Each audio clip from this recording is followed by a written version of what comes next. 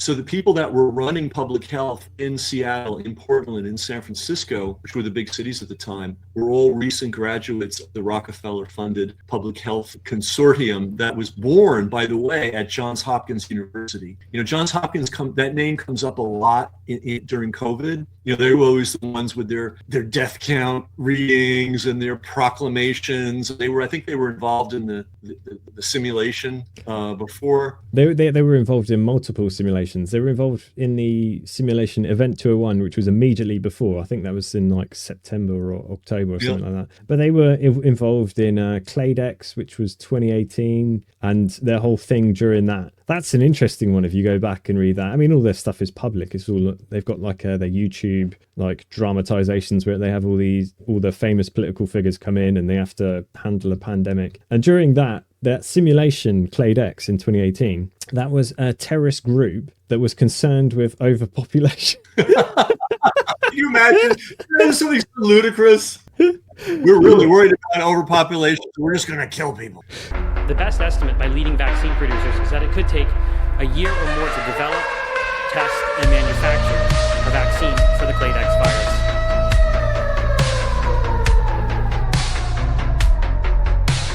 virus. We have heard that 500,000 children have died.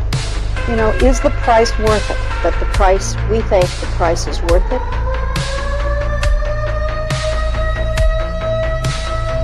Richie Brown Show. This is a brief advert for my new book, Are You Ready for the Next Pandemic? In it, I examine the death protocols that were unleashed during that period, as well as analysing Johns Hopkins University, which is an American psychological warfare centre spewing bourgeois pseudoscience to imprison the world. The book acts as a good background if you're not familiar with some of the stuff me and Ken are talking about here. You can also visit my previous podcast with Ken for more background detail. Get hold of his book, What the Nurses Saw, or watch my film Unseen, A Truth Behind the Death Protocols, free on YouTube. Again, pick up a copy of Are You Ready for the Next Pandemic? On with the show. Right, welcome to the Richie Brown Show, and a big warm welcome to Ken McCarthy, appearing for a second time on this podcast. It's been about 6 years since the COVID lockdowns, which destroyed many people's lives, ruined many people's lives, and ended in the death of many people's lives. So we're going to have a rehash of this and see where it goes. Ken, if you want to kick it off from here. Great. Yeah, I mean, literally, I remember it was St. Patrick's Day, which happens to be the day we're recording this, in my little village, and we have an Irish pub. And we were celebrating, and the police arrived and told us we had to shut it down, close the bar. And we were like, you got to be kidding. And little did we know this was going to be a multi-year disaster. And I just came upon a factoid just the other day, which didn't surprise me, but shocked me and saddened me. The level of trafficking of young girls and young boys as well spiked during COVID. And the reason for that is, children generally get into that situation when they're from homes that are dysfunctional. And so not being able to attend live public school, nobody was able to keep an eye out for these kids. And so now they're on their own, and the huge spike of trafficking. This was specifically reported in Los Angeles. So you take that one little tiny fact and just take children alone, right? Forget the businesses closed, the careers destroyed. Forget that. How many children, and we knew this, we got those stats very early on, how many children whose only respite in life, their only refuge in life was going to school, how many of them suffered greatly? Now, we know, sticking with this particular theme, that the suicide rate of children spiked during COVID. Now, you would think that a normal society, seeing a statistic like that, would say, whoa, wait a minute, we something terribly is wrong. We have to look at what we're doing. That never happened. And here in New York State and other states in the United States, we have teachers unions, and they were routinely voting to prolong the school closures because it was very comfortable for them to work from home. And I guess they had been brainwashed thinking that they were at grave risk from these children.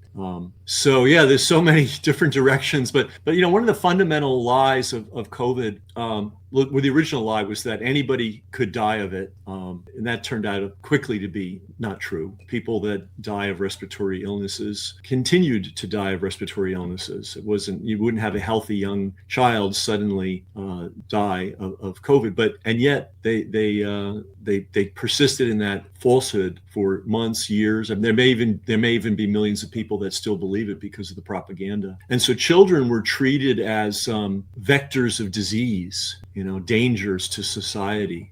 Just an unbelievable situation. So it's this literally the 6th anniversary right down to the day of today. And I guess the question is, how did this happen, and could it happen again? And definitely, I mean, that's the question a lot of people are asking. It woke a lot of people up, me included.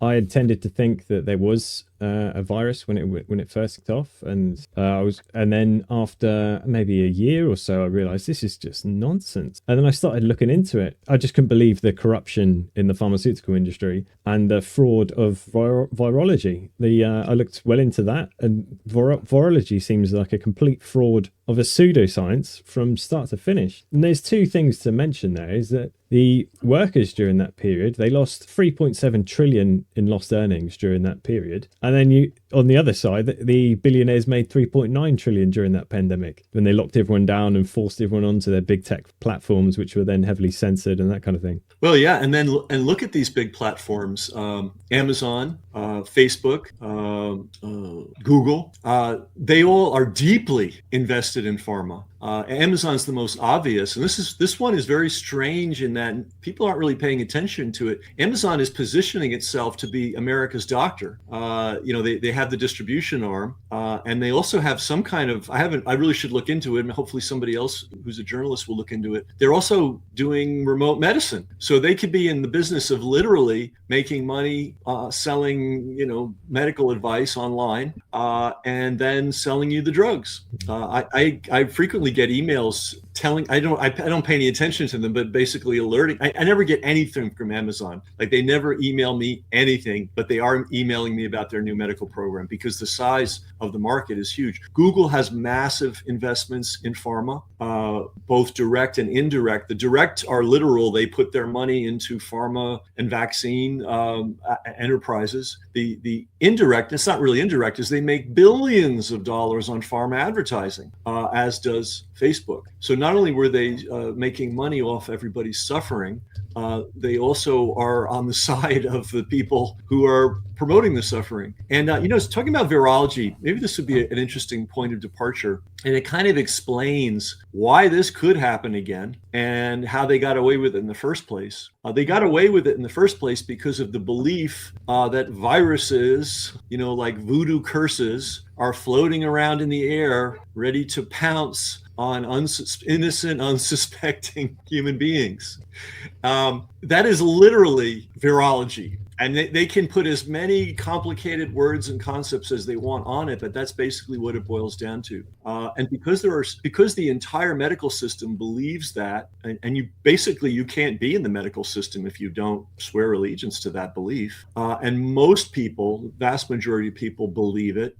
This is what makes us vulnerable to this happening again, because they can declare another virus. And they can just stick the key in the ignition, turn it on, and the engine goes on, and all that madness that we saw during COVID can be brought back. Now, the good news is many, many, many millions of people are a little bit less likely to be cooperative if they try this again. But the problem is they don't have the for lack of a better word, intellectual basis, or let's just say understanding of why the whole thing is sketchy to begin with. So COVID was a fraud. I think that's pretty obvious to everybody. To anybody that's looked into AIDS, the description of AIDS, where it comes from, how to treat it, how to prevent it, a lot of fraud there too. I made a film which people can see for free called Fauci's First Fraud. And you can go to Fauci'sFirstFraud.com and watch it and just see the ludicrous things that were going on during the AIDS crisis. But this goes back even much further, as you pointed pointed out at the beginning. And let's look at something current in the news right now, which is the hepatitis B vaccine. Okay.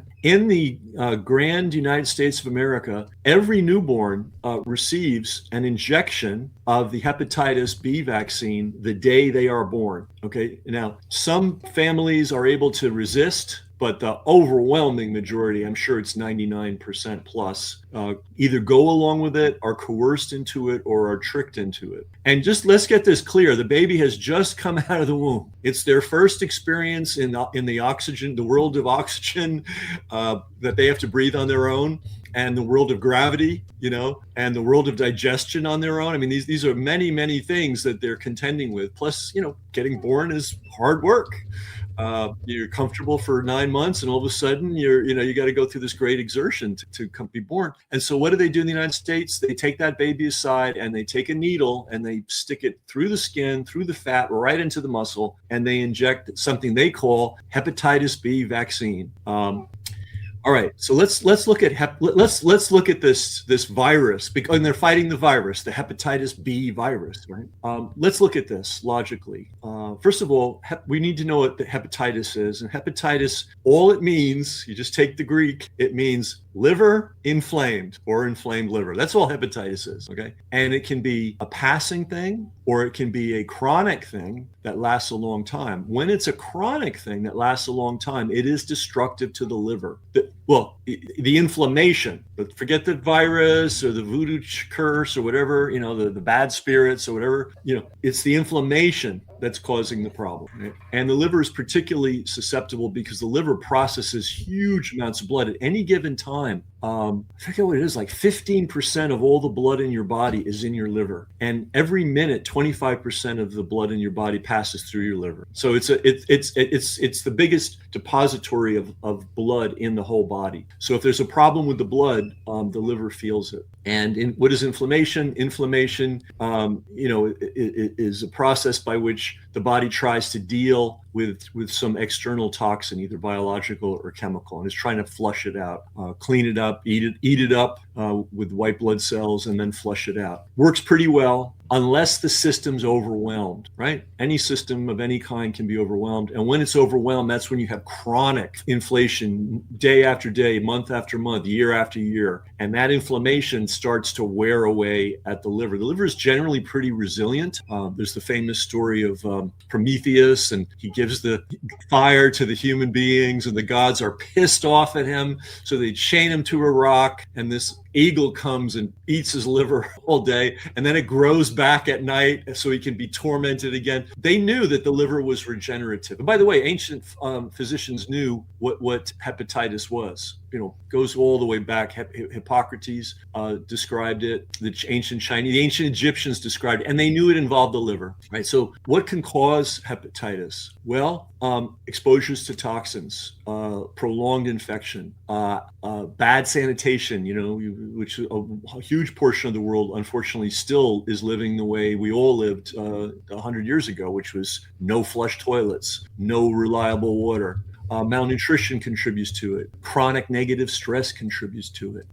So many things. So when you see hepatitis, heavy alcohol use, intravenous drug use, all these things are known to cause hepatitis, and it makes sense that they would cause hepatitis because the liver has to process all that stuff, and it does the lion's share of the work. And if you overwhelm the body with various toxins, you will develop chronic inflammation and damage to the liver. So we know this. This is not new. A new kind of hepatitis was identified in the 19th century called serum hepatitis. And they knew that it had something to do with injecting people because it was different than normal hepatitis would often come as there'd be a contaminated water source and the whole village would suddenly be suffering from acute hepatitis or bad food, contaminated food. And thousands of years ago, people recognized that. But then this new kind of hepatitis appeared, and they realized slowly, it was a very slow process, that it came from injections. Okay. The first first outbreak was in Germany at a shipyard, and they made everybody get the smallpox vaccination. It wasn't an injection, but it still was putting foreign biological material in people's blood. And, all these guys got deathly ill. And that happened like in the middle of the 19th century. And by the early 20th century, they figured out, oh, maybe we're doing it, because there wasn't a lot of injecting going on until the 19th century because there weren't hypodermic needles, right? Yeah, So, the original vaccines, they were done by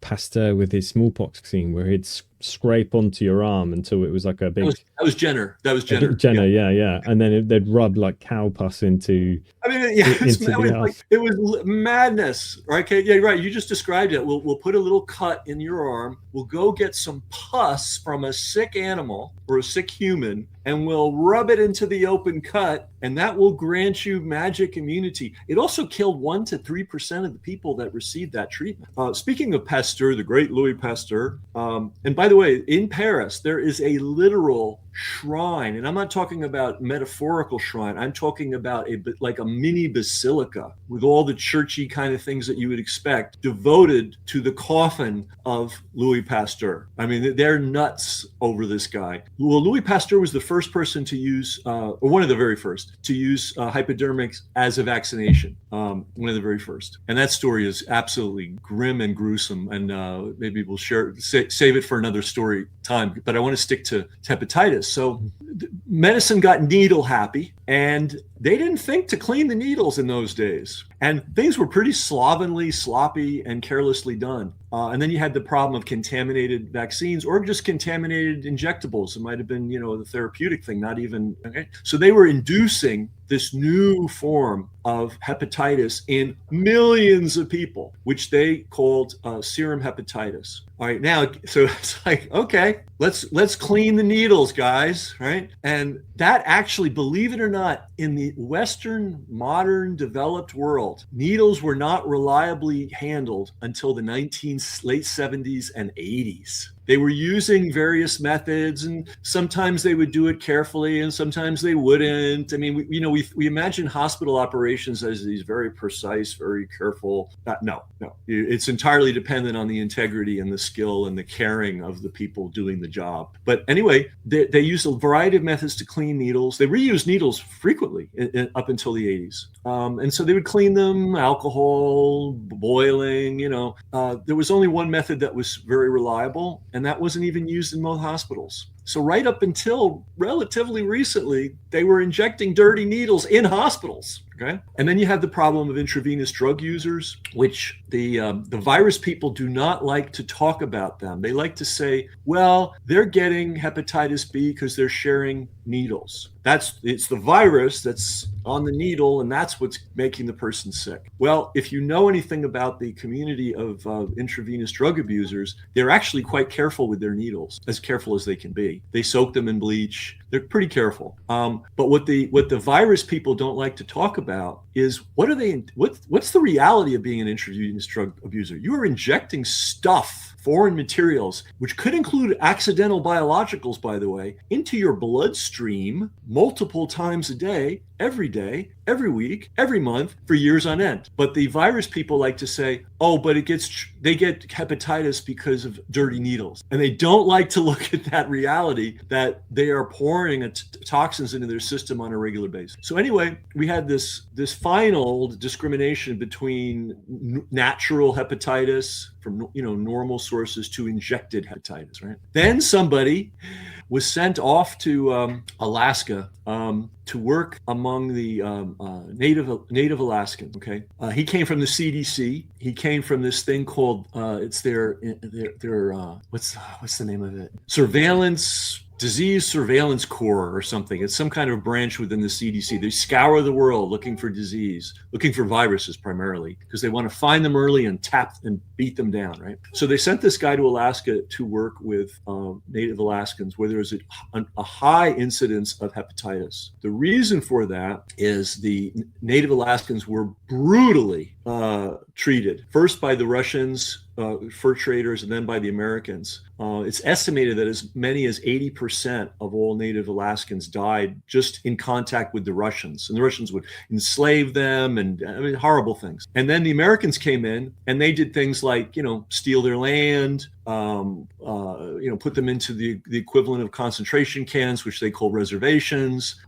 It's a hard living up in Alaska. It's cold, and they knew how to live. They knew how to hunt and fish and gather, various plants and store them and work them up and preserve them and eat them during the year. So they were fine until we destroyed their ability to feed themselves and then started feeding them crap. And then the next thing we did to Native Alaskans and Americans, and the Canadians did this too, is we had these residential schools. So basically, you were taken, if you were a child, you were taken from your family. Your family had nothing to say about it, and you were put in these residential schools where children were absolutely, there's no doubt about it anymore. It was like called a rumor, and then whatever you call it, a conspiracy theory. And it's now been absolutely proven. The government of Canada has finally admitted it. These children were sexually abused, often murdered. I mean, this was really bad, dark stuff. And then after their childhood, they were sent back to their communities with severe, understandable psychological trauma. Add that to the malnutrition, and then add alcohol. And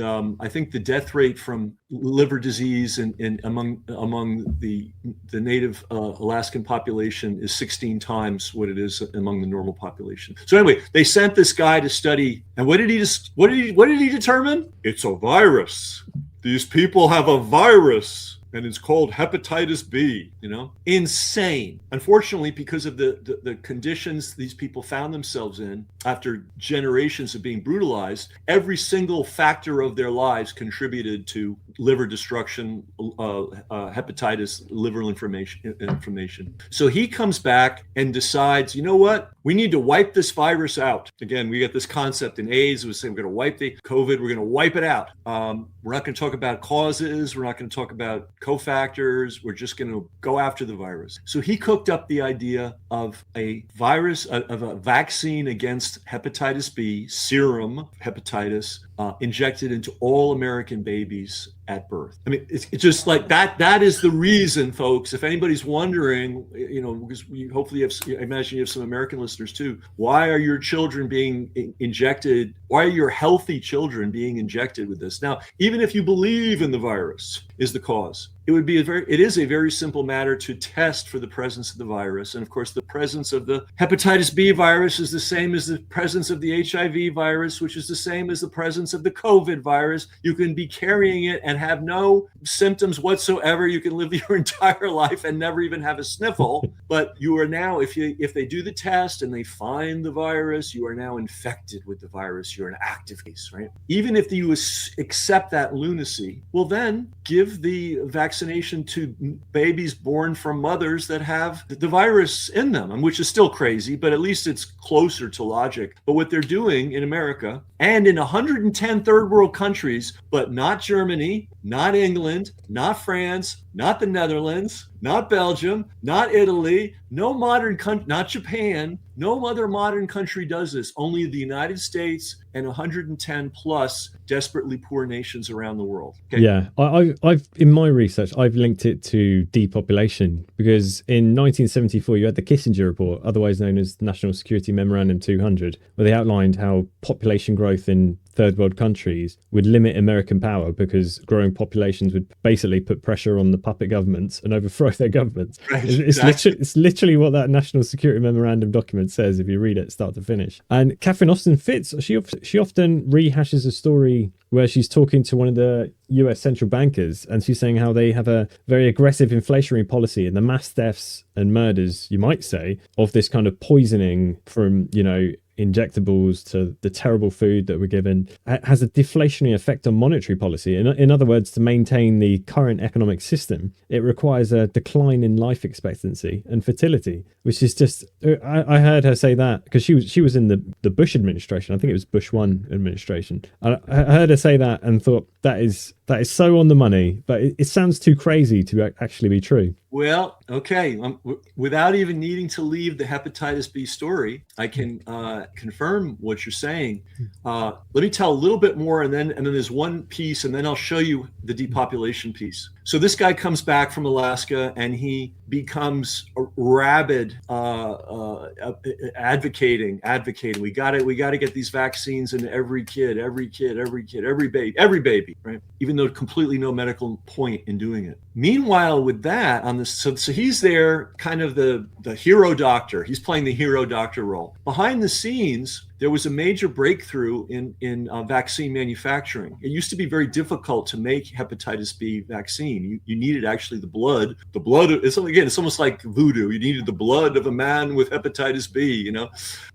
They discovered they could use genetically modified yeast and train it to make the antigen. And so instead of it costing a lot of money, you could now make an injection for pennies. And they would make it in these huge vats. They'd have the yeast, they'd genetically modify it. Then they'd squeeze the yeast and hopefully squeeze just the antigen out. But of course, you would get yeast particles and all sorts of horrible things, right? So now suddenly it became very cheap to do hepatitis B. So while this guy was being the hero doctor saving the children of the world, the pharmaceutical manufacturers going, wow, this used to cost a lot of money. Now it's really cheap. We can make it by the container ship load. How can we expand our market? So they created a movement to save the children of the world by distributing the vaccine, the hepatitis B vaccine everywhere. And one of the people at the core of that got his start in, drum roll please, contraception, forced contraception, and population control in the third world. That was his original function in life. That was his original career. And then he got very interested, along with some other people,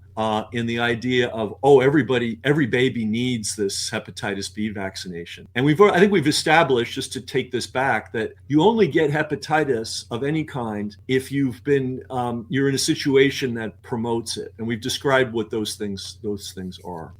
A healthy person is not going to get hepatitis. You're just not going to get it. A healthy mother is not going to have hepatitis. A healthy mother is not going to transmit a disease that she doesn't have to her baby. So how can we explain why over 100 million American babies since 1991 received the hepatitis B vaccine? And so that's America. Then on the other side, you have intact countries like UK, sort of intact, and these other that were rich enough and smart enough and not corrupt enough on the medical side to say, we're not doing that. Forget it. But the countries that were bamboozled into doing it were who? The poor countries, the Indias, the Bangladeshs, the Pakistan, the Laos, the Cambodia, and those countries. And so why did they do this? Well, they did it for a multitude of reasons. Number one, they did it to make a ton of money in the United States because the cost of the charge for the vaccine was kept at the same high rate, but the cost to produce it was just knocked down to almost nothing, right? And they expanded the market from, it was originally that vaccine was only given, like, you go to the doctor and you say, hey doc, I'm an intravenous drug user. I drink a quart of scotch every day. I have sex with random hookers, on the side of the road. I've been doing that for about 30 years. The doctor would say, we have a vaccine for you, son. We recommend you take a vaccine against hepatitis B, right? Those were the people that got hepatitis B vaccine. So they expanded that from, a handful of people to every soul born within the United States. And then they expanded it to the rest of the world. Now, to the rest of the, and here's the population control part. To the rest of the world, they make it available very inexpensively. And they provide all the infrastructure to grease the wheels. Now, what's interesting is these countries do not consider hepatitis to be one of their problems. They're worried about malaria. There's about 20 other diseases that they are far more concerned about than hepatitis, okay? Why was the hepatitis B vaccine put in? Because it was cheap and it was easy, and they built a great boogeyman story. And they also have this obsession, in addition to depopulation, they also have an obsession with completely eliminating certain viruses. or viruses at all, which is utter madness. And that was, by the way, that was one of the things driving COVID. There was a lot of the lunacy around COVID was not to help people's health, but to completely stamp out and supposedly obliterate the virus so that it was begone from the face of the earth. This is not a medical concern. This is an obsession. This is a mania among psychopaths. Medicine is first, stop the damage, 2, bring comfort to the person who's suffering, and 3, help their body recover, right? It's not, we're going to go on a global mission to find every single particle of this particular thing that we've determined is infused with the devil and drive it out. But there are people that do that. So you had a confluence of motivation. People that just wanted to make a ton of money, that's the pharmaceutical companies. People that have this mad obsession with just eliminating the viruses. And then you had the people that are like, we really want an injection machine embedded in every single third world country. And this hepatitis B is a nice, cheap way to get that mechanism, that infrastructure built out into all these countries, because we might want to put other injections in there someday. And I think that's why we have the hepatitis B phenomenon, which is based on zero science. Well, I mean, they claim all sorts of science, as they claimed all sorts of science about COVID, all of which turned out to be nonsense. Yeah, I think people don't realize the extent to the nonsense they were told during that period. But even after, in May 2024, in Nature, Ewan Callaway is the author of this publication. But there was a trial where they tried to infect SARS-CoV-2 into people, and they failed doing it. And they've done that multiple times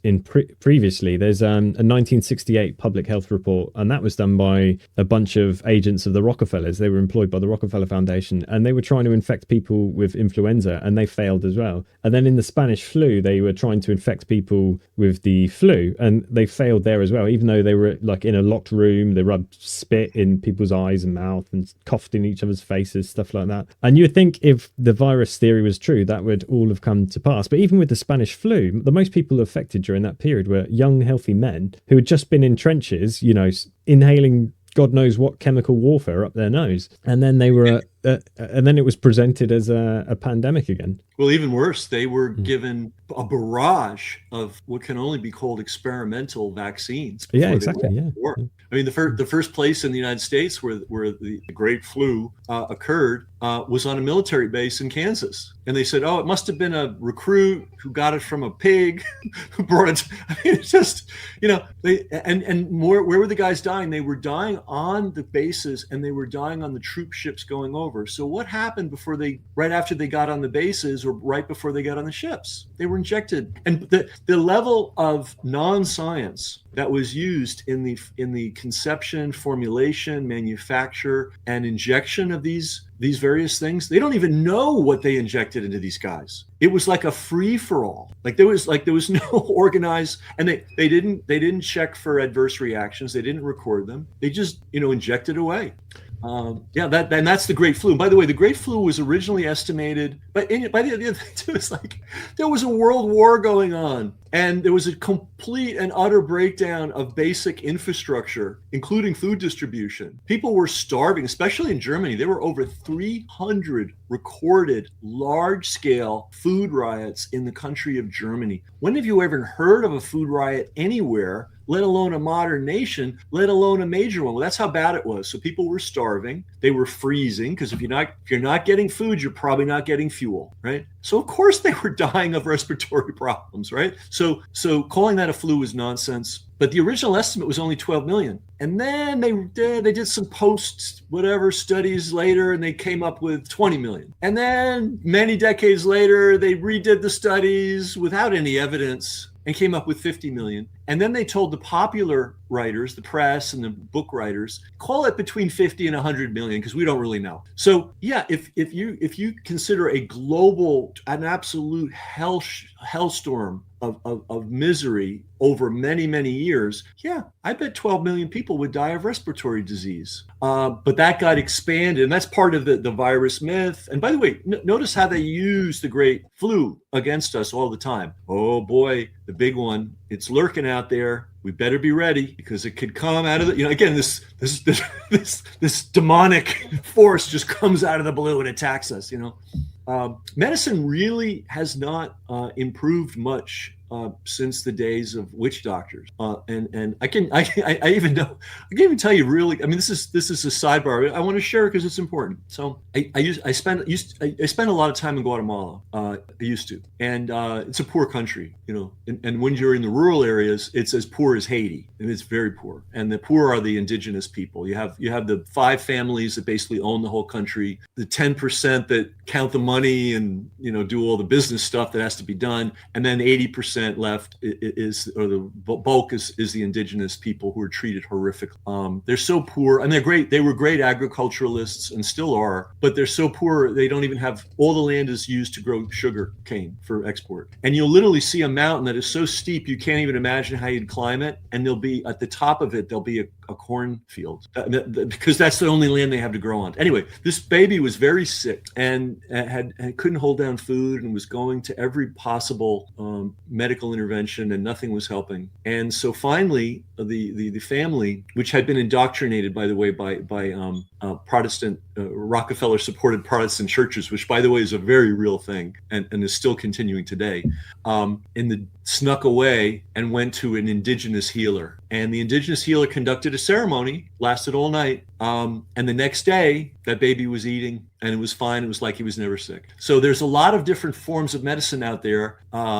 Some of them are very powerful. The Mayans, were very sophisticated in their medicine. They've been beaten down quite a bit over the centuries, but they've retained a lot of it, right? And this is true throughout the world. And part of this modern medicine myth is that we never had good medicine before the 19th and 20th century. It's our microscopes and our injections and our, that saved the day. People were clueless before that. Well, that's clearly not the case. And a big rise of mortality, life expectancy, baby mortality, that kind of thing. That came out of the Victorian era, where people were living in slums. There was no working hours directive, so you could be working 16 plus hours a day. That was quite common. I think it was mid 19th century they got a 14-hour, then a 12-hour, then a 10, and then an 8-hour day. They tried to take a lot of credit for that by saying, we introduced this vaccine. But you actually look, Suzanne Humphreys has done a great book, Dissolving Illusions, and she shows that the declining life expectancy of all these diseases we're supposed to accredit to vaccines is actually due to basically internal plumbing, and not living in filthy conditions. There's overcrowding. There's all sorts of stuff going on in the Victorian era. And malnutrition. Malnutrition, yeah. Just because these people, and this was largely a 19th century phenomenon, because people were rural and now they're all packed in the cities like sardines, and there wasn't proper housing. There certainly wasn't proper sanitation. I mean, it was so bad that in we think of Paris, Paris is just such a grand, sophisticated place. The sewers in Paris were trenches in the middle of the road, in the middle of the street. And so you would take your waste and you would carry it to the middle of the street and just dump it in the trench. If you were tired or you were living on the 3rd story and didn't feel like, this was how people lived, guys, and you didn't feel like doing that careful procedure, you would just take it and chuck it and hopefully hit the trench. This was normal life. People, they no longer could get access to fresh food. They were eating garbage. People were keeping chickens in their house. I mean, it was unsanitary beyond belief. So your point is well taken. Once we had, believe it or not, New York City did not have universal indoor plumbing until the 1920s. So once we finally had, sinks where the water was coming out, where you could actually cook and drink with it, flush toilets, which seems like, that's so trivial. Well, think about the alternative, guys. If you're living 15 to a 2-room apartment and there's no running water, think through the logistics of that, multiply that by thousands and thousands of people. So yeah, life and infection, death from infectious disease was a big factor. So yeah, no, absolutely correct. So the plumbers of the world are really, and the building contractors of the world are more responsible for the improvement of health in the modern era than any other group of people. That's just a fact, Absolutely. And switching gears to about the lockdowns. So this was from Rupert Blue. He was a public health service officer in charge of dealing with the 1907 plague outbreak in San Francisco. And this is what he said: "My friend, have you ever been in a quarantine city? Then you cannot realize what you're asking me to do. To place such a curse on San Francisco would be worse than 100 fires and earthquakes. And I love this city too well to do her such a frightful hurt." And it's worth reminding that even the World Health Organization in October 2020, you had Professor David Nabarro. He said, "We in the World Health Organization do not advocate lockdowns as a primary means of controlling this virus. We may well have a doubling of world poverty by next year. We'll have at least a doubling of child malnutrition because children are not getting meals at school and their parents in poor families are not able to afford it. This is a terrible, ghastly global catastrophe, actually, and so we really do appeal to all world leaders. Stop using lockdowns as your primary control method. Lockdowns just have one consequence that you must never ever belittle, and that is making poor people an awful lot poorer." Now, I come from the left side of the political aisle, believe in the working class, believe in, the average man. But I was a bit appalled at how the trade unions, the socialist parties, the communist parties, they all fell in line for lockdowns. I just couldn't believe it at the time. Well, the medical gangsters / con men have taken over the whole game. So, I mean, Cuba was horrific during the lockdowns, for example. I mean, just terrible. It's crazily abusive. And the quote that you came from, that was the Great Flu lockdown of the World War I era. People knew. Now, it's really interesting. There were no Great Flu lockdowns in East Coast cities. They were in the West Coast cities. And I looked into that. And it turned out that well-established, well-educated public health officials in the East, of which there were many in the East Coast, said, "We're not doing that. That's insane." So the people that were running public health in Seattle, in Portland, in San Francisco, which were the big cities at the time, were all recent graduates of the Rockefeller-funded public health consortium that was born, by the way, at Johns Hopkins University. Johns Hopkins, that name comes up a lot during COVID. They were always the ones with their death count readings and their proclamations. I think they were involved in the simulation before. They were involved in multiple simulations. They were involved in the simulation Event 201, which was immediately before. I think that was in like September or October or something like that. But they were involved in Cladex, which was 2018, and their whole thing during that. That's an interesting one if you go back and read that. I mean, all their stuff is public. It's all, they've got like their YouTube like dramatizations where they have all the famous political figures come in and they have to handle a pandemic. And during that simulation, Clade X in 2018, that was a terrorist group that was concerned with overpopulation. Can you imagine? There's something so ludicrous. We're really worried about overpopulation. We're just going to kill people. Yeah, so the whole thing, it was a genetically engineered virus for overpopulation. And the terrorist group, they had their demands and stuff. And again, it was all a similar thing to Event 201. They closed down all the countries, restricted travel. It says we've got 1 year to create a vaccine for the virus. The genetic sequence of the virus has been posted online. Clade X seems unrelated to any of the previously known human parainfluenza virus strains. Within a virus family tree, a group of related organisms is called a clade. Since we don't know how this virus relates to its other family members, it is now widely being called Clade X. Like the initial cases of SARS and MERS virus, the origin of Clade X is uncertain. We know that most newly discovered human viruses, what we call emerging infectious diseases, result from animal viruses that jump the species barriers from animals to people. So that would be our initial hypothesis. Germany has shared a sample of the virus with the US, and so NIH and CDC, in collaboration with top US parainfluenza scientists, are analyzing it. There are no known antiviral drugs that seem likely to be helpful for the disease, although thousands of licensed drugs are being screened. There have been human parainfluenza virus vaccines in development for years, but none are licensed. And our initial assessment is that none that are in development are likely to be effective against this strain of the virus, given its genetic distinctions. But we will be examining that. Vaccine research has been initiated by US government and pharma labs in a number of other countries, including China, India, Brazil, and the EU. The best estimate by leading vaccine producers is that it could take a year or more to develop, test, and manufacture a vaccine for the Clade X virus. And then you had Atlantic Storm, which had followed the swine flu nonsense, which they tried to kick off in 2009. And Atlantic Storm, again, was about washing vaccines and selling them to the Europeans. And then they were also a part of Dark Winter, which was right before 9/11. And that was when they had when it simulated an anthrax outbreak, which then, a couple months later after the simulation, an anthrax outbreak actually happened in October 2001. So you've got this criminal.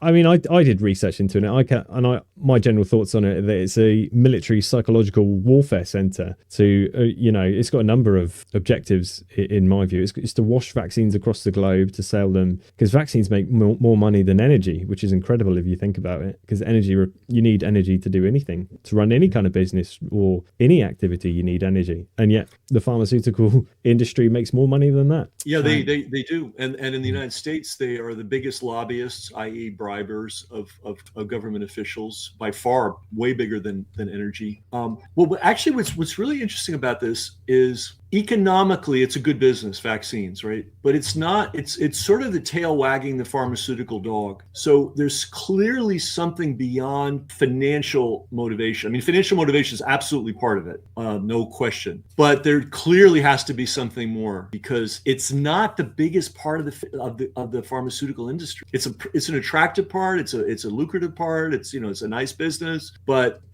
there's something more to it. And now here's an interesting. You talked about the storm? You said Atlantic Storm. No, but the other one, the anthrax one. Oh, Dark Winter. Okay, here's an example of the medical or the profit motive. There was an abandoned government certified factory. I think it was in Ohio or Indiana or something, that made anthrax vaccination, and it went out of business. And it was just sitting there unused. And a bunch of guys bought it for pennies on the dollar, and they hired a former what do you call it when you're the head of the military, like the Joint Chiefs of Staff? They hired a guy that was had been part of the Joint Chiefs of Staff, an admiral. And then they hired a guy named Jerome Hauser. I think that's Jerome Hauer. I might be mixing up his name. And they sent him on the road to do seminars about the danger of anthrax and the fact that the U.S. needed an anthrax stockpile, right? So simultaneous with acquiring this bargain basement factory and then bringing in the general with all the connections, they started this beating the drum. Oh boy, anthrax. This was well in advance of the anthrax poisoning that took place after 9/11, right? So what's interesting about Hauer, Jerome, I'm messing his name up, I know. He happened to be the man on the U.S. network television as the buildings were still burning on 9/11, telling everybody that it had to have been Osama bin Laden. So this same man and it gets even better. He's dead, by the way. Thank God this guy's dead from natural causes. God bless him. May he go to heaven. But he's dead because he can't. So number one, he was the guy pushing the need to develop a massive anthrax stockpile, right? In the few years leading up to some crazy man mailing military grade anthrax spores. Let's never forget that. Anthrax is hard to make, and military grade can only be made by who? The military. And when they traced that actual anthrax and they examined it, it had to be done with great precision. Anyway, so Hauer was the promoter of that. He was also the guy on TV, literally as the buildings were still burning. And then when COVID came along, guess what his job was? He worked for a risk mitigation corporate consulting company that worked with all the top companies in the world. And his pitch was, listen, there's a virus. You better make sure it's out there. This is when COVID was already in the air. You better make sure you're kind of on the fence. Should we make our employees get the vaccine or should we not? We might have liability if we make them do it and they get sick. And do we even have the legal? Howers came in and said, don't worry about any of that stuff. You must vaccinate them to remove your liability. Okay. So he's just an agent of some diabolical people, but there is this infrastructure of PR people, of lobbyists, of bullshit, or whatever you want to call them, that are out there selling. First, he was selling the anthrax, then he was selling Osama bin Laden, then he was selling the need for corporations, not just the need, the requirement for corporations to require the vaccine. So you have all these miscreants who are just they're hired hands. Unfortunately, they exist and they can be deployed, And even Fauci, at the end of the day, he's a hired hand. He's a very destructive hired hand, but he was basically a hired hand. And behind them, you have the manufacturers of these vaccines, and you have people that have another agenda, which is, and you talked about Kissinger and you hit the nail right on the head. It's about controlling the population. And when we're talking about controlling the population, we mean any population that could give us trouble, which started out as the third world and is now becoming the citizens of the developed world, right? Because anything that gets done by empires overseas, they will bring it home and use it against their own people. Absolutely. Yeah. And this is the Epstein class, these are people that view other human beings as cattle, as inferior. This is the eugenics movement of the early 20th century, where you ranked people by value and you discouraged the inferior people from reproducing, which crescendoed with the Nazis just flat out murdering people. That's one way to keep people from reproducing. It's that same mentality. So you've got those people, and they're very powerful. For some reason, people in power tend to adopt that view that you've got to stomp down on everybody else. And then you have the profit motive. And then you have the freelance miscreants who are like happy to roll their sleeves up and do evil things.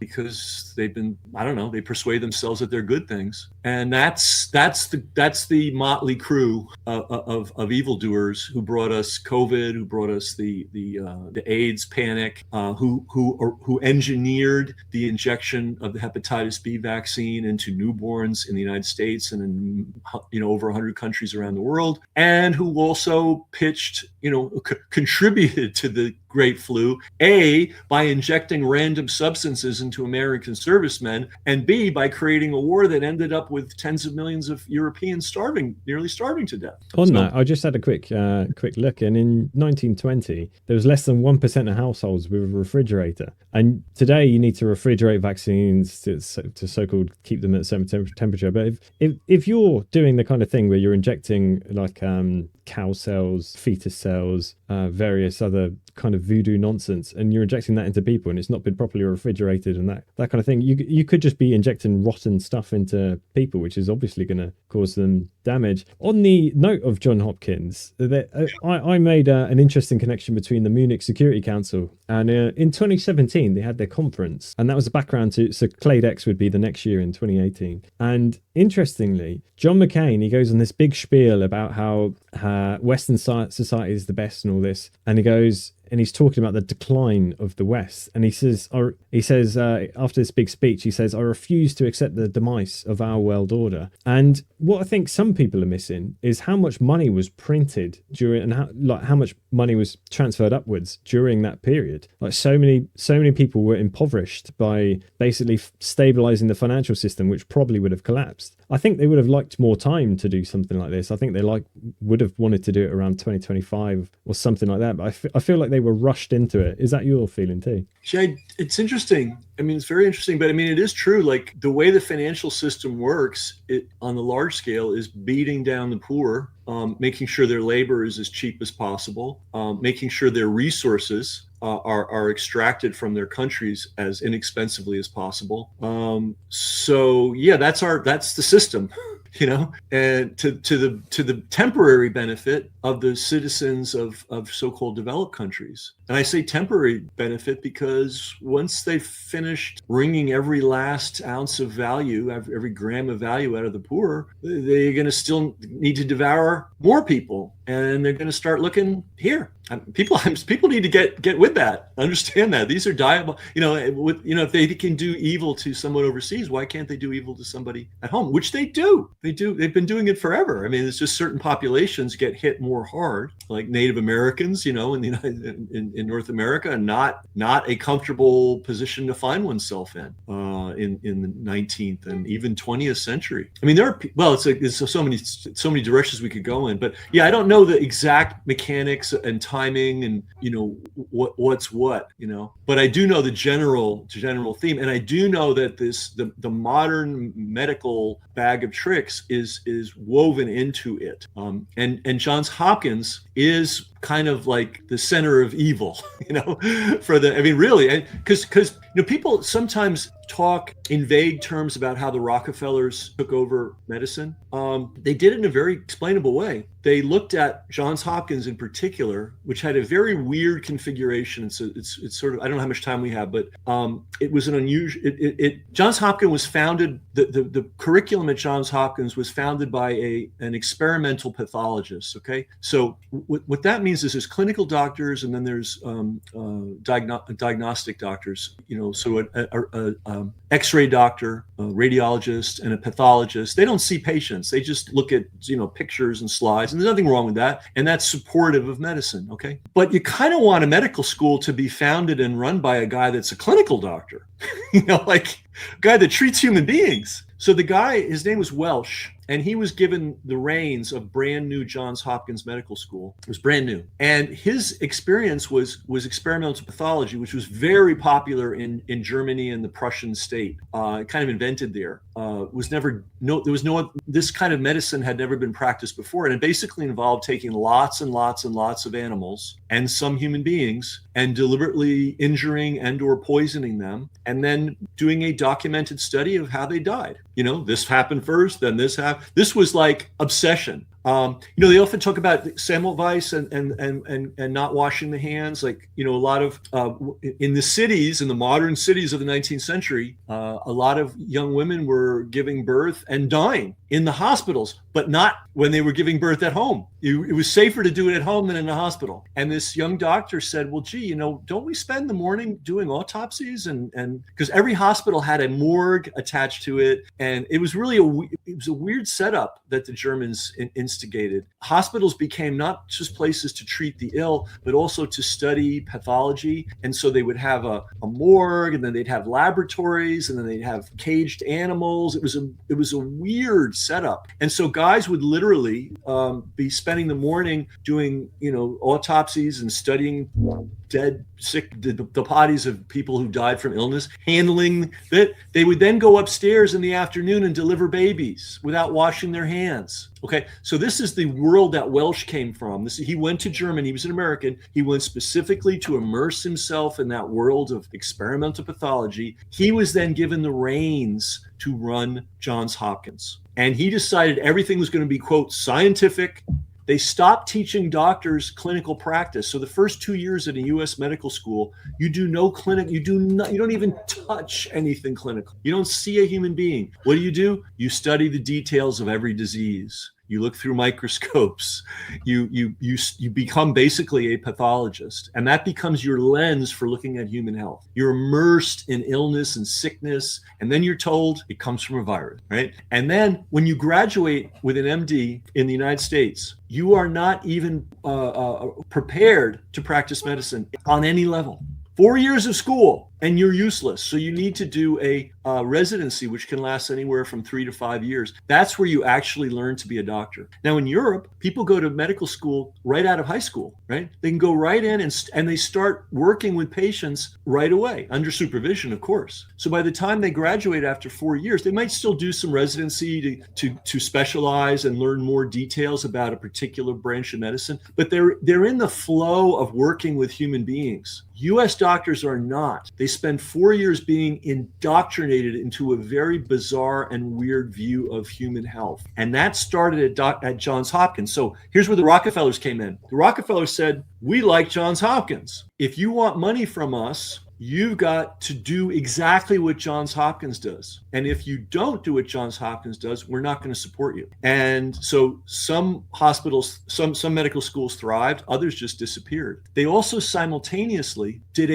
well, there were only 48 or 47 states then, whatever it was. They did a lobbying campaign on every state level, because medicine in the United States is administered on the state level. It's not, there are federal guidelines and now federal funding, but the actual laws are state-based. So they went to every state legislature and said, hey, if people are graduating from medical schools that don't follow the Johns Hopkins standard, we don't want them to be licensed. And so they basically, they erased every other approach to medicine that existed in the United States, some of which were quite good. And they replaced it with the Johns Hopkins model. And the Johns Hopkins model, in addition to this obsession with pathology, also believes in a thing called public health. That's the very first public health school in the United States, and it became the dominant public health school for the world, was at Johns Hopkins, founded by the same guy that founded the medical school, whose only experience as an MD, he never treated a patient in his life, was injuring and sickening animals and then making notes about how they died. That was his whole experience of medicine. And so he became charged of public health. Well, the Nazis were also very interested in public health too. And at the very same time that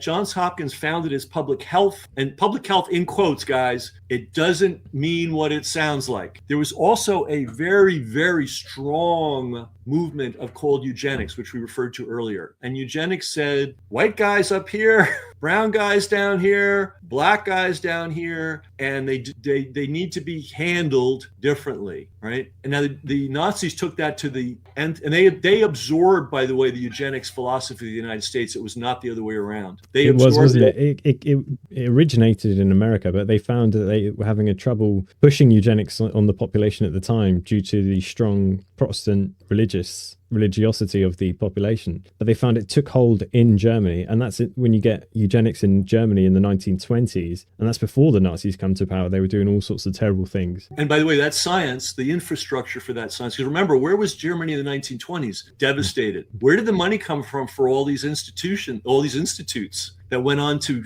educate all these people that did all these horrible things? It was Rockefeller money. Rockefeller, there is a simpatico between the Nazi mentality and the Rockefeller mentality. They're not far apart. I don't know that the Rockefellers specifically knew what they were funding. I think they did, because they funded Germany's Racial Hygiene Institute. Absolutely. So they were actually behind that. Absolutely. And then, of course, the Nazis took it to the furthest extreme. We're going to segregate the population. Oh, here's, if you have, based on the data we've been able to accumulate and manage thanks to IBM, there would never been a Holocaust without IBM's computers. We can identify anybody that has, I don't know what it was, like, 3/4 or 1/2 or 2/8 or whatever it was of Jewish ancestry, right? And now we can identify you. They did something else interesting in Germany, which really we should pay attention to. After they identified who was Jewish, and the first step was to identify who was Jewish and who was not in their eyes. Many of these people were non-practicing. They were secular. They were Jewish by ancestry alone. It's ridiculous, the whole thing. But first step was to identify them. Second step was to have the big database. Thank you, IBM. Watson, the guy that ran IBM, got a special medal from the Nazis for that. Then the third step was to impose the laws, right? But you had to have the database because the laws were meaningless. You can't enforce the law unless you know who they're in. One of the first things they did was say, hey, if you're Jewish, you can't work for the government as a physician anymore. Now, the medical schools were all government run. Many of the hospitals, because Germany is a fairly socialized place, many of the hospitals were government run, right? So all of a sudden, all the Jewish physicians were cast out of medical schools and cast out of public hospitals, right? And then they continued to squeeze them, and now they wouldn't relicense them. And then they finally got to the point where you could only practice medicine on Jews if you were Jewish. So basically, they took this very important component of their medical culture, the one least likely to be interested in Nazism, and they threw them out of medicine. And who did they replace? Who took over those positions? Card-carrying members of the Nazi Party. So during the Nazi era, the Hitlerzeit, the profession that had the highest percentage of card-carrying Nazi party members in it was medicine. Now, what's happening in the US and the UK and other parts of the world, if you dare question COVID, anything about it, including the vaccinations, you will be driven out of medicine, period, end of story. So we have a very similar mechanism that the Nazis employed, and COVID was used to do the same thing. Nurses, too, were driven out of the profession. And who are they being replaced by? Well, the United States on the nursing level, we have, of course, deindustrialization in the United States, and you have literally 40-year-old former car, factory workers being retrained as nurses. Now that sounds lovely, I guess, but nursing is a calling. It's something that you have. It's in your heart, and it often starts very young. You want to help people and so on. I have nothing against people that work on assembly lines, but they made a choice to work on an assembly line, right? And then to think that they can now retool their attitudes and be a nurse in comparison with someone that grew up as a little girl, mostly women are in that profession, wanting to be a nurse, always dreaming of being, that's a very different psychological orientation. So we're replacing the people that have nursing as a calling with people for whom nursing is, a good paycheck. And those people, especially when they're newly trained, are less likely. That's why I wrote the book, What the Nurses Saw, about the mass deaths that occurred in the US in the hospitals. And when I say mass, I mean tens, at least probably hundreds of thousands of people killed under cover of COVID, using protocols that obviously didn't work, enforced by doctors and nurses who were just following orders. So a similar thing happened here. My investigation over here ended up in the documentary Unseen, The Truth Behind Death Protocols. And that can all be traced to the NICE guidelines the government basically issued. You had like NG163, which was like midazolam and morphine, which, they work together to kill each other. NG191 recommended remdesivir, that failed drug. It feels like we're living through a repeat because, AZT, when that drug AZT, it was considered so bad for people that they wouldn't even give it to chemotherapy patients. And then a few years later, they're giving it to so-called AIDS patients, which just, kills them within a very short period. It was so bad it was removed. You weren't even allowed to test it in human experiments. That's how bad it was. And you want to know something horrific that I only just learned? And I told a bunch of people that should have known and they didn't know. In the United States, AZT in reduced form, but it's still used. AZT is injected into newborns if the mother is positive for HIV. Now, do they do that to everyone? No, but I guarantee if you're a poor young woman without a lot of family or community support, and you find yourself in a public hospital and you find yourself in the clutches of one of these maniacs, it is still CDC protocol. Anyway, they still do it. It's 2026, March 17th. They're still doing it in the United States. It's still on the CDC website. And I talked to people that are experts in this. They didn't know this was still going on.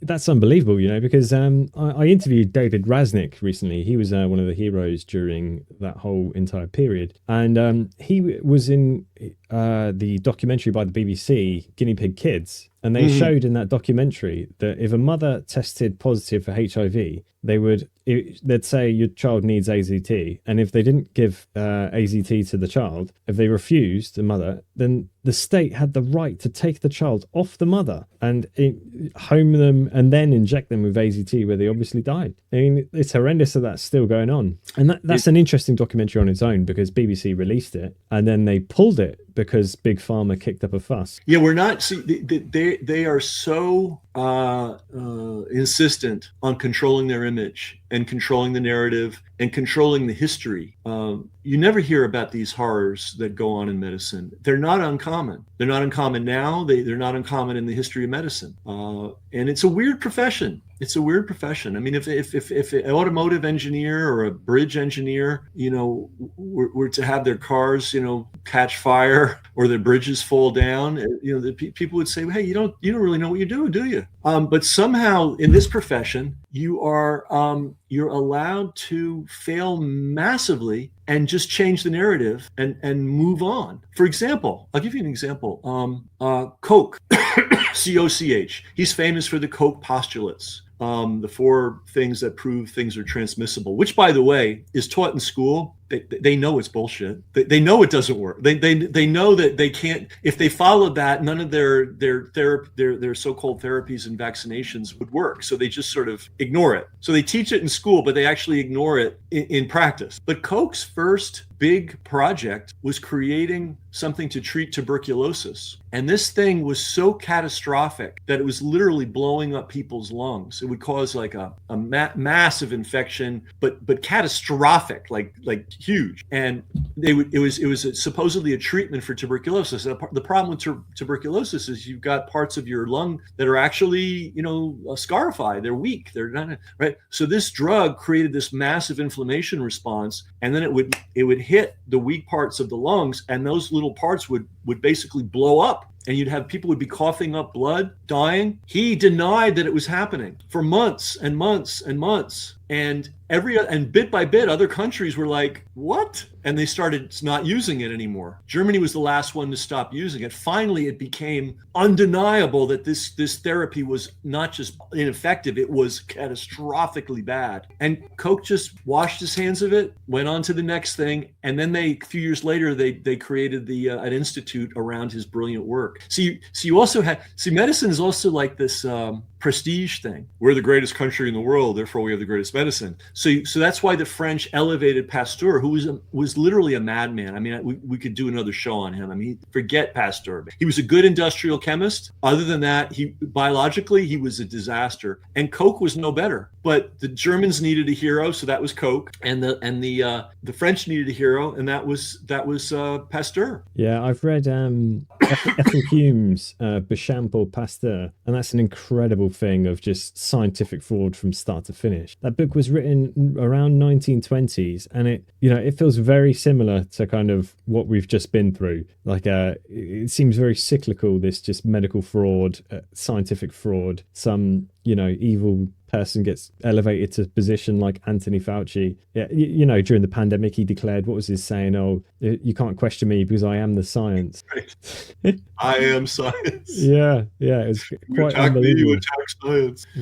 You hit on something really important. When these people are able to fuse themselves with federal power, that's when horrific things happen. And unfortunately, the federal power, forget the nefarious aims, which probably certainly exist, but they're just dumb. And they don't know anything about medicine. Medicine is just a complete black box to them. They have no clue. So when somebody comes along making noises that sound positive to the nation or to their desire to have power and wield power, they go, yeah, let's go with this guy. When Pasteur did this absolutely, I can't even call it barbaric, because barbarians wouldn't even do this horrible thing. He took a boy and injected this kid over several days with 17 different times.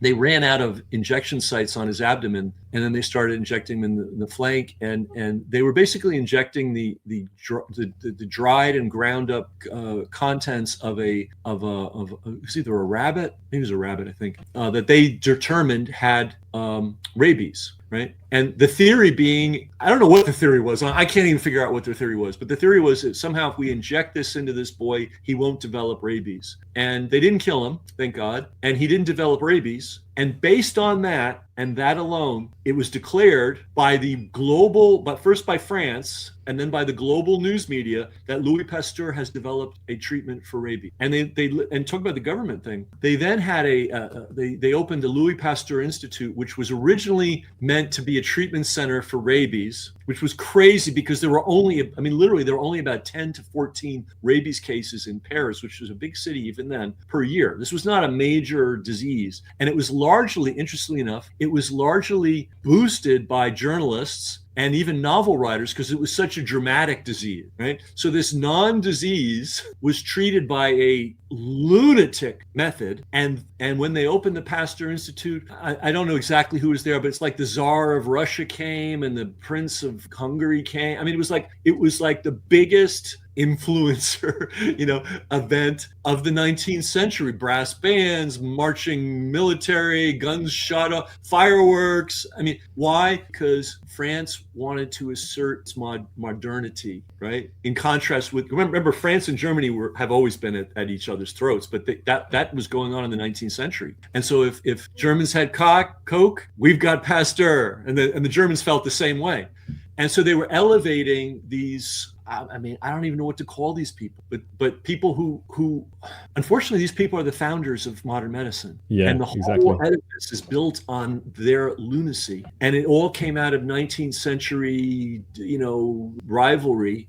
And here's a little interesting thing about Pasteur. His son-in-law was one of the most politically connected people in France. He came from a family of journalists and novelists. And his first job out of school was personal assistant to the man that ultimately became president of France. So Pasteur's son-in-law was wired to the max, and he decided to make his father-in-law famous. So he wrote books and articles, he organized conferences, events, and so on. And then he wrote the biography, the iconic biography of Pasteur, which elevated him. And then they built a shrine to him. And it's so mad. It's like, it would be as if we traced all of engineering to a guy that built a bridge that fell down. And that's going to be it's absolutely mad, especially reading about even going back into the 19th century. You had Alfred Russell release his book The Wonderful Century, and that was in 1899, and in there he's got a whole chapter about the vaccination campaign in England at the time of smallpox, and he basically breaks down the numbers and shows how these vaccinations were causing smallpox outbreaks every which way, and that the cities and towns that basically rose up and said that we're completely against vaccination, we don't want it, they were better off than the ones that accepted vaccination. And this kind of thing it's very,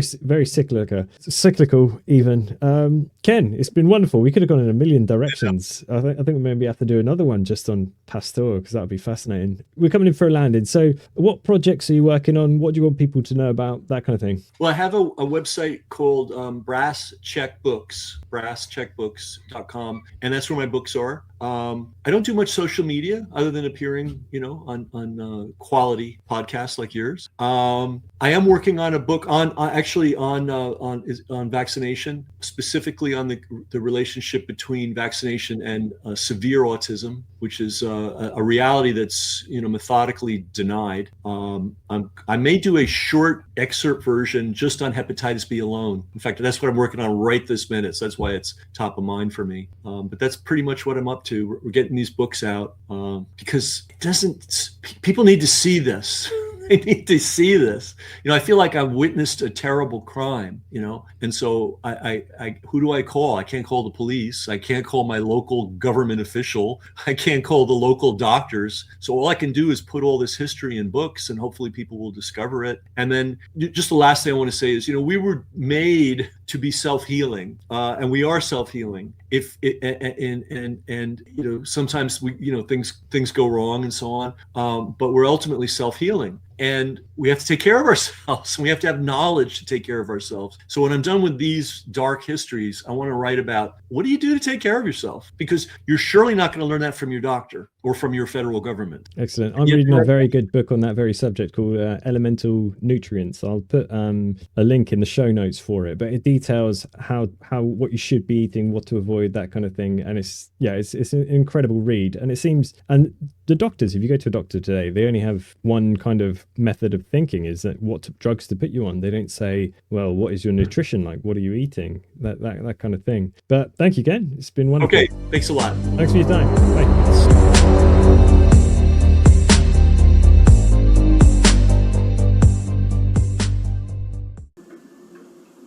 So, I legit don't even know what to do anymore.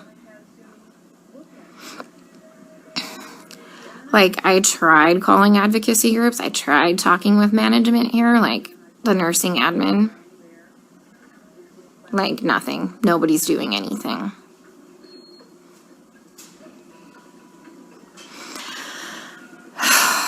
We still have 100% mortality rate in the ICU unit. I just left. But, I mean, they're living longer because we have, like, legit ICU nurses there. So, CDC finally, not the CDC, FDA approved yesterday the remdesivir study. To start using remdesivir for COVID patients.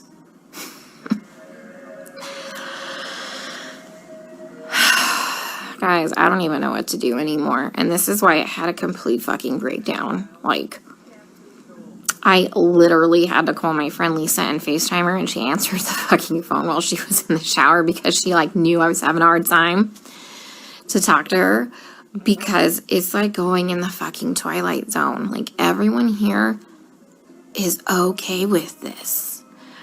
Look, the only way I can kind of put this into context for everybody is, and this is going to be kind of an extreme example, this is like really the only thing I can come up with, is like if we were in Nazi Germany and they were like taking the Jews to go put them in a gas chamber, I'm the one like there saying, hey, this is not good, this is bad, this is wrong, we should not be doing this. And then everyone tells me, hang in there, you're doing a great job, you can't save everybody, you're amazing, you're a great nurse.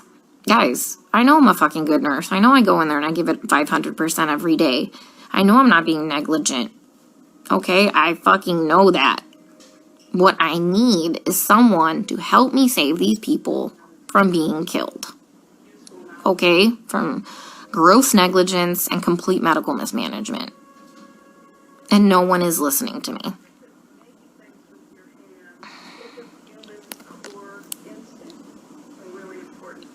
Like, for real, nobody's listening. I even tried getting a hold, like, of black advocacy groups here. They just put me on hold or hang up on me. Tried talking to management. Now I got moved units.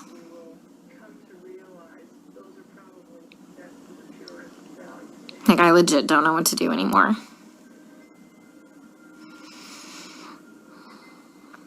Can someone come up with, like, some type of a solution for me? Because I'm kind of out of ideas.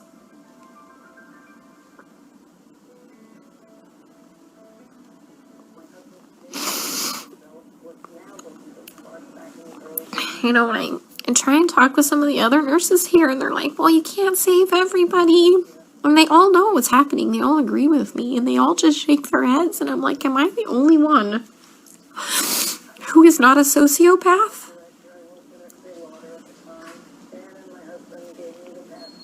To think that this is okay?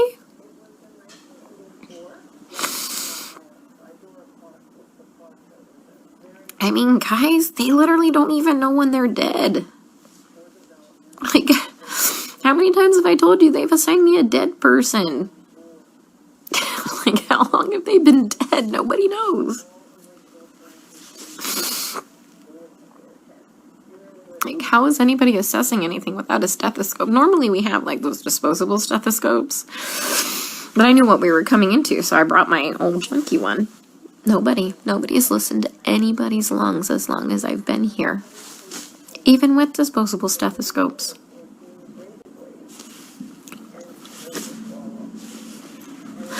I keep telling them that, the guys are, like, my patient's going acidotic. We need to do something about this before his kidneys shut down, give him some bicarb or something like that.